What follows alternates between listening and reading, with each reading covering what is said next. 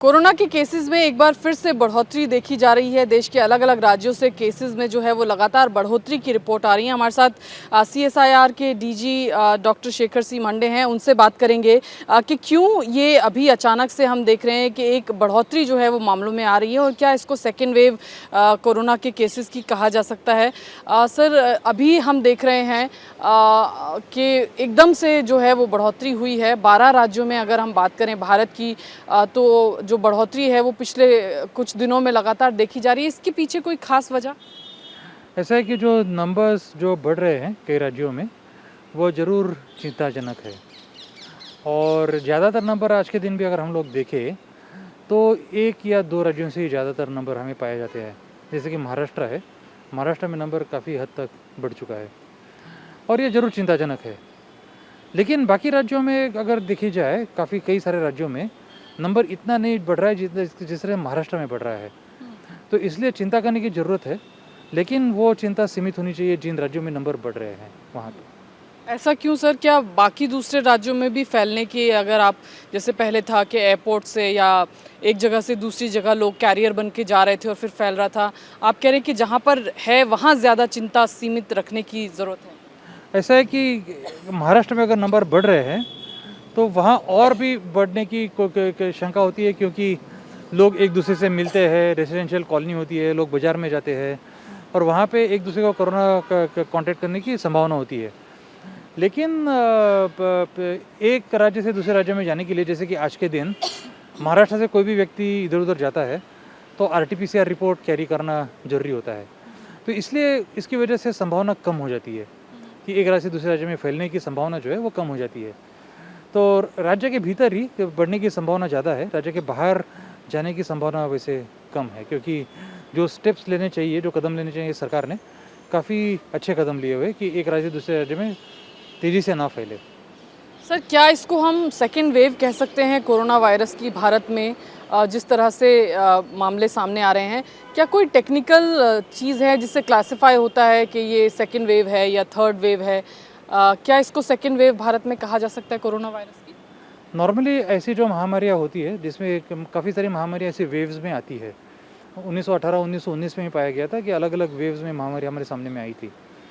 और हम दूसरी वेव या तीसरी वेव जब कहते हैं तब आंकड़े जो है दूसरी या तीसरी वेव के, वो पहले वेव के करीबन आ जाते हैं।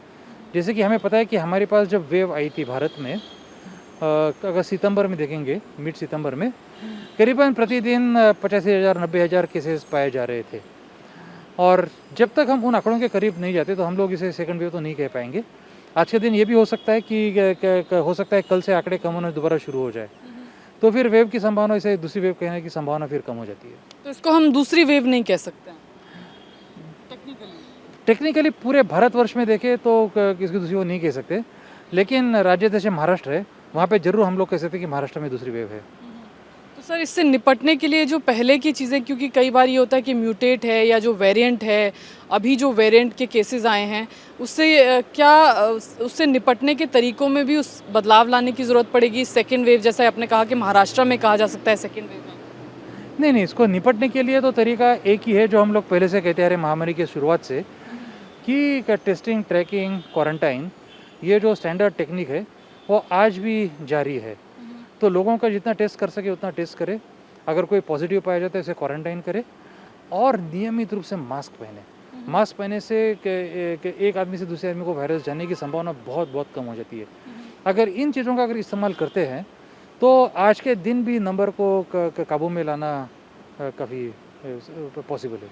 एज अ साइंटिस्ट, आपको लगता है कि अभी ये नंबर्स कम होंगे या कैसे आप इसको आगे जाते हुए देख रहे हैं? एज ए साइंटिस्ट हम लोग तो आशा यही करेंगे कि नंबर कम हो, क्योंकि हम सब लोगों के सामने में चिंता ये है कि नंबर किस तरह कम हो, और सभी लोग हम लोग आशा करें कि नंबर्स जल्द से जल्द कम आ जाए। लेकिन सर, अब प्रिकॉशंस तो सारे हम लोग कर ही रहे थे, मास्क वगैरह पहनने का। दिल्ली की अगर मैं बात करूं तो 2,000 रुपये का फ़ाइन भी है, उसके बाद सड़क पे लोग मास्क वास्क पहने हुए दिखते हैं, लेकिन फिर भी केसेस में बढ़ोतरी जो है वो रिपोर्ट हुई है। ऐसा है कि ये किस हद तक इसका इस्तेमाल किया था महाराष्ट्र जैसे राज्यों में, आज के दिन में तो कहना मुश्किल है, क्योंकि अगर सही में लोग अगर सोशल फंक्शंस ना करते बंद कमरों में अगर कुछ ना करते, ज़्यादा ज़्यादा खुली हवा में ज़्यादा करते, मास्क पहने रहते, कहीं भीड़ ना करते, तो ये नंबर बढ़ने की संभावना वैसे भी कम थी।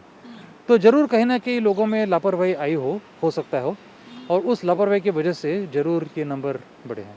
सर क्या कोई रिसर्च है कि जो सेकेंड वेव, जैसे आपने कहा महाराष्ट्र के कॉन्टेक्स्ट में हम कह सकते हैं ये सेकेंड वेव है, क्या ये जो वेरिएंट है ये कौन सा वेरिएंट है? पहले कहा जा रहा था कि मध्य एशिया का वेरिएंट है जो इंडिया में ज़्यादा है, या यूरोप की, कौन सा वेरिएंट है उसको लेकर के कोई डिटेल या डेटा हम लोगों के पास है? आज के दिन में तो हम लोग एकदम ठोक से नहीं कह सकते कि ये एक अलग वेरिएंट जो तेज़ी से फैल रहा है, क्योंकि सीक्वेंसिंग काफ़ी हुई है, महाराष्ट्र में भी सीक्वेंसिंग काफ़ी तेज़ी चल रही है, और ऐसा कोई हमारे सामने में पुरावा नहीं है आज के दिन कहने के लिए कि एक वेरिएंट है जो तेज़ी से फैल रहा हो। तो इसलिए ये मानना पड़ेगा कि ऐसा कोई वेरिएंट वगैरह फैल नहीं रहा है आज के दिन में।